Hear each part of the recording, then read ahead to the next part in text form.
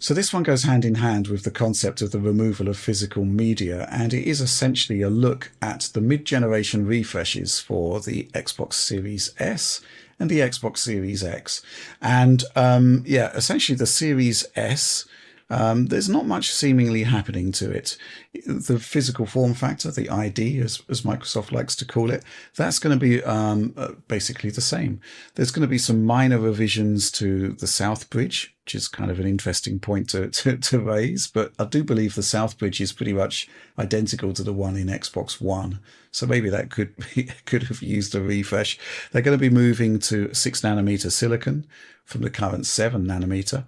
And standby power is going to be reduced. There's going to be better recycling on packaging for the Series S. And they're talking about even more customer value. They're going to be moving up the internal SSD to 1 terabyte, but they're keeping the price.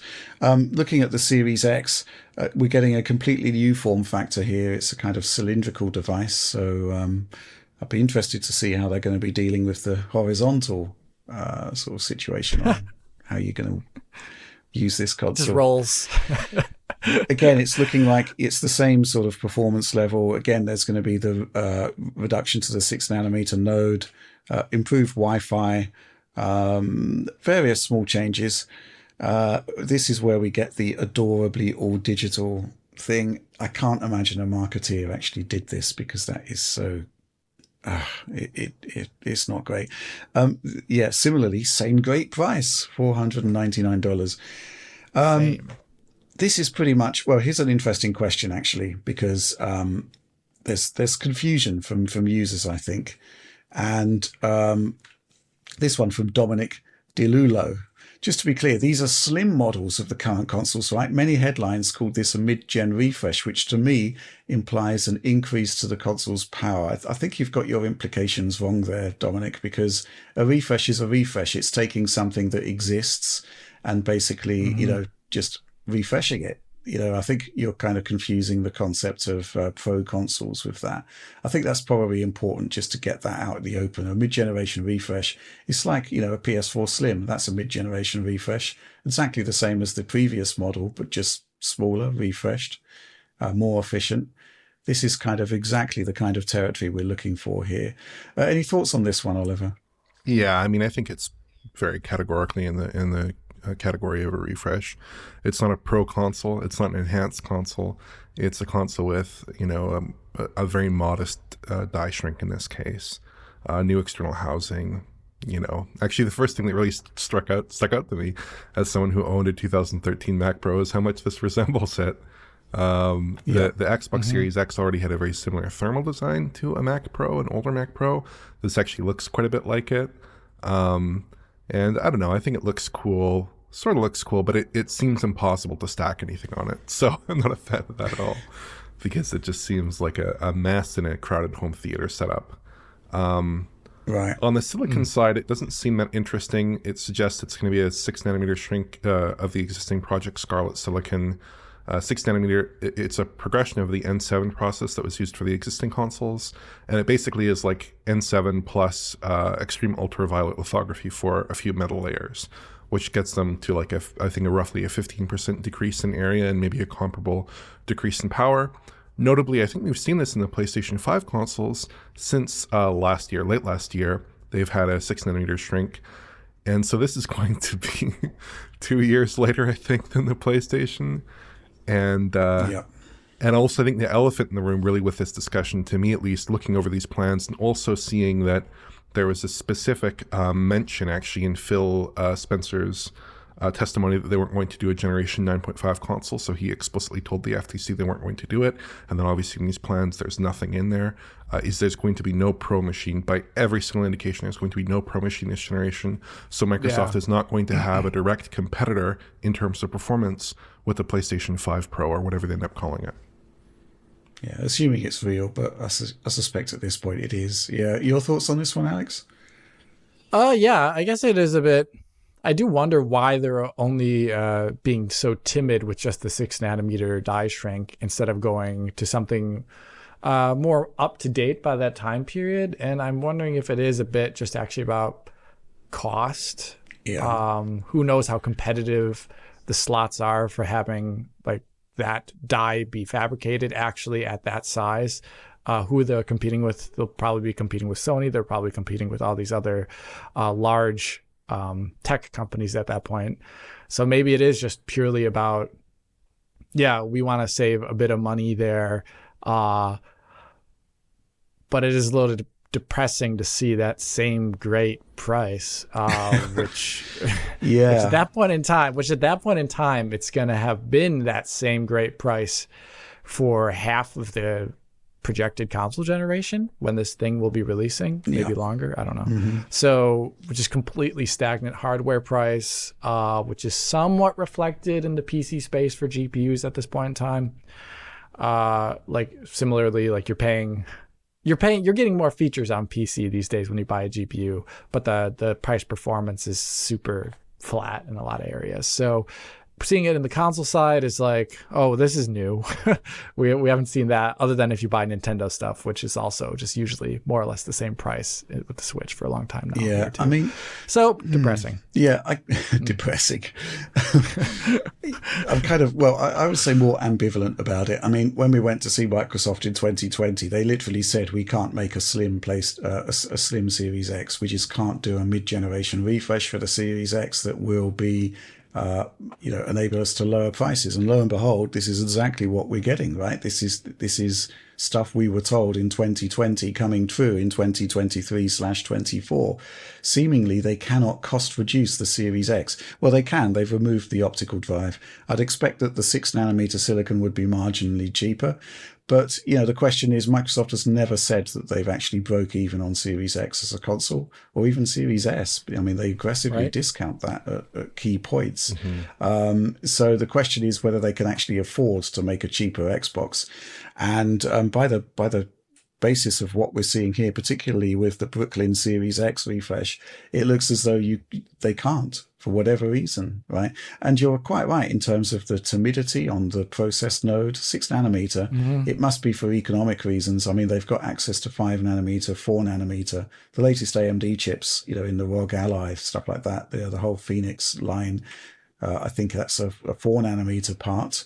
For whatever reason, Microsoft are opting not to use those more refined processes that would actually give you much more power efficiency and would actually open the door potentially to a smaller console. They've decided to be quite conservative on that. And in terms of what Phil was saying earlier, saying in his tweet about the real plans, I just really hope that the real plan actually includes some sort of cost reduction. And I think the market is going to dictate that they're going to need to do something on that, simply because, well, the price cuts that we've seen on PlayStation 5 over the summer have been tremendous, right? I actually bought the new PlayStation, the 1200 CFI 1200 series, because we're going to need it, first of all, for comparison purposes when the Slim, assuming it is a Slim and assuming it actually exists, does appear, right? And that is definitely using a 6nm part and has done since the end of last year. But the point is that, yes, we're seeing a massive cost reduction there. Microsoft kind of has to do something. On the flip side, though, there isn't any such thing as a free lunch when it comes to semiconductors and console design. And I can't help but wonder whether these overly aggressive increases to the price of the PlayStation Plus subscription are essentially paying for these cheaper consoles. And the thing that worries me and sort of annoys me about that is the fact that all PlayStation users need to be paying potentially for Sony's expansion plans. But it seems to be working, right? That seems to be the crazy thing. There's been a lot of PlayStation 5 sold, and I'm assuming that a great deal of them will convert onto PlayStation Plus subscriptions. So that's kind of the way it's been done there. I don't know. We've got more supporter questions there. I mean, this one from Concrete Llama. I don't think it's mentioned in the leaks, but do you think these new consoles might sneak in some minor performance improvements, particularly the Series S? Series S, it looks to be exactly the same. They're talking about the same teraflop GPU compute levels, which suggests it's the same silicon, right? I would have liked to have seen some like quality of life improvements with the, you could possibly get with a revision of the silicon. We saw that with Xbox One S, but I guess there's not really any need for it this time around. I don't know. Would you have liked to have seen anything new with these consoles, Oliver? I would have loved to have seen it, but again, that's going to involve some potential redesign of the chip. That would be expensive. Just shrinking down to 6 nanometer, they use the same design libraries, I believe, so it's very cheap, relatively speaking, relative to other shrinks that you would have seen. I actually found it's one thing a little bit funny, because I think that these consoles were probably planned in an environment where Microsoft felt like they might have had the performance advantage over PlayStation 5. There's one email exchange between Phil Spencer, some executives, and someone named Liz Hamrin, a former Microsoft executive, where she says that they expect that they'll have a 30% advantage on GPU performance and a 25% memory bandwidth advantage in terms of real-world performance with the Series X relative to the PS5. And I think this generation, what we've seen much more often is that the two consoles are evenly matched. I feel like even as the generation has progressed, they've become a little bit more even. Like earlier on, we saw games like Hitman 3, but nowadays with games, especially with dynamic res, it's almost exactly the same experience on both consoles.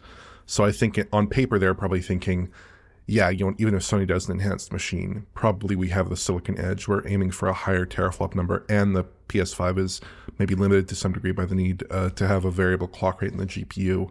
But in practice, the PS5 Pro might have, an effective, hypothetical PS5 Pro, of course, it's not confirmed, but it might have functionally roughly twice the graphics performance of a Series X, which is probably something they weren't anticipating, right? The real world performance, I suspect that might be true. I mean, if you look at something like the 7800 XT, which is a 60 compute unit part, which is similar to what is being mooted for PlayStation 5, basically takes you up to like 3080 level performance, right? Which is a significant bump over what the consoles are doing at the moment. Add in some, first party or specific optimization magic. I think it's probably going to do some, be significantly better than the current machines. The reaction to the PlayStation 5 reveal, this is quite interesting. Because on paper, Microsoft had a massive advantage, memory bandwidth, GPU compute. If they're talking about a projected 30% lead, it hasn't materialized. The question is why? And I don't think we've still got a proper sort of answer to that question. I do remember back in the day that Will did a quick article that compared the spec of the PlayStation 5 and the Xbox Series X. We never did a video about it. Even though, obviously it's like, I don't know, million views on the table there, we just never picked up. And the reason why is fairly straightforward, right? Because the reveals came out. Microsoft clearly had the stronger silicon. But what was happening behind the scenes is that developers were telling us they're really happy with the PlayStation 5, but they're having issues with Xbox. And that said to me that maybe we shouldn't be doing this video and we should be letting the games do the talking, which I think in retrospect was the right call. But this power advantage never seemed to really materialize. A lot of that possibly would have been, it just vanished in dynamic resolution upscaling that is very difficult to tell apart one from the other. But on the other side, there are certain wins that are happening with PlayStation 5. For example, improved ray tracing quality in Callisto Protocol. That just doesn't really make sense. The Series X should be wiping the floor with the PlayStation 5 in RT performance, but for some reason, it hasn't happened. So it's quite interesting to look back on that reaction where you look at the silicon on an apples to apples level, and it actually looks as though Microsoft did go into the generation with Series X at the forefront, but the reality of the software just doesn't seem to have materialized in that fashion. Thoughts, Alex? I'm curious about your thought on this, because if you look at the specification, right, it looks like comparing, something like a two generations of GPUs, and one should always be faster than the other. This is what it looks like to me on paper. And, I play PC games all day when I do have time to play games. And, I've dealt a lot in the past where we, you just look at I think like there's been a number of times where we see PC games and they're just like really underperforming, and you just kind of think like, why is this the case? Like, what's going on here? Like, why is this the case? And then like patches come out and they improve performance, or they don't come out and you just never get anything better. And I always feel like there is a lot of market dominance here, that if you really want your game to do really well, I think it is very prudent for a developer to really focus on that PlayStation 5 version. Right. Get that one really core. That's where a huge audience is at. And, you know, PC, Xbox, whatever other versions you're shipping may not get as much time. And I think that is a very reasonable market-driven decision, if it is one. And I think that's really what we tend to see bear out in PC releases, at least quite often. It's why I complain a lot in videos at times about PC releases, where it's like a lot of things on PC are really afterthoughts, even though you could have really good versions there too. And I think that spills over a bit into the Xbox side of things, where we've seen just like totally bizarre things at launch, like Callisto Protocol is another really great one, where like at launch it was way worse, and then it got some patches and it got better, but then it still never got like the level of parity with that PlayStation 5 version that it could have gotten. And I think there's some other things in there too, with the fact that you can just run straight DirectX on Xbox, like straight DirectX 12, without much care for lower level console optimizations, like, for example, using offline BVH, or using like custom BVH, or using, tons of different, like, because all the ray tracing hardware is fully programmable, since it is so compute based on Xbox. And that's something that you don't get on PC at all. And if you're not taking advantage of those kind of things on Xbox, but instead running more PC-like code there, well, then, yeah, you're definitely not going to see any of the advantages you get from coding to one specific bit of hardware, like you're almost kind of forced to do when you run a PlayStation 5 version, because you're not running DirectX there anyway. So I feel like there's a lot of reasons for it, and it definitely didn't help in the beginning of the generation, where all three of us independently heard from different developers, yeah, the software side of things on for Microsoft on Xbox Series X was kind of a mess. And that didn't help at all either. And I think as that got better, we saw a lot less of those issues popping up. Like, I think Control is an interesting example of, well, who knows what that really represents, but it ran better with system updates outside of the game's control, outside of the game's real updates at some point. Who was actually responsible for the issues and performances? Entirely different question, but the fact that it could happen says that, whoa, the software on the Xbox side can be improved in some way. So yeah, a lot of reasons for it. I still think it is a bit sad that advantages in hardware just disappear in dynamic resolution, because like on the PC side of thing, I would never say run a game at slightly higher resolutions. I would say, turn up the shadows. I would say turn up the shadows, use that compute for something else. But obviously that doesn't align with a lot of QA. It doesn't align with a lot of development. You should just get a game out there and get your money back. So yeah. And I would also say that even with dynamic resolution, like when I do cross-platform testing, it's not common. I wouldn't say it's very rare, but it's not common these days to see either the PlayStation 5 or Xbox Series X with a meaningful internal resolution difference. Like, there were some games I have tested that did have a meaningful resolution difference in favor of one platform, but it is so frequent that the two consoles, it's like my conclusion at the end of the video, to the detriment of all the console warriors, is like, these are two very similar experiences, right? So I think that's important to make a note of as well, that like even in like totally academic testing where we're counting many frames, in an environment that no user would ever see the game, right, which is moving the camera like crazy, looking at raw pixel edges, even then sometimes it's very hard to tell the difference. I have to stress that. Yep. Right. Especially when you're in a living room environment with some distance between yourself and the screen. We're a ways ahead of, it's a completely different scenario to the PS4 Pro versus Xbox One X, where there were meaningful changes across the board on so many different games. So that power advantage didn't really materialize into anything for a whole number of reasons. And we have this situation now where it's broadly parity between the two machines, even though, GPU teraflops are quite different. And again, if I was Microsoft, I would be asking serious questions as to why that is the case, because we've got like on the 7nm side, it was a 360 millimeter square chip for Series X, 320 on PS5. That's a lot of extra transistors that are just, not being meaningfully utilized, seemingly. Just want to quickly round off this topic with a question from Josh. How can Microsoft justify the price staying the same when they likely put in a cheaper cooler with it having a more efficient CPU and no disk drive? Also, with how cheap SSDs are, 2 terabytes is still way cheaper than the 1 terabyte when the console initially launched. And he's right. I think he's got a really good point there. The issue is, I just think that the Series X in particular is an incredibly expensive machine to make, that we probably just don't realize just how expensive it is and how it was, especially in 2020.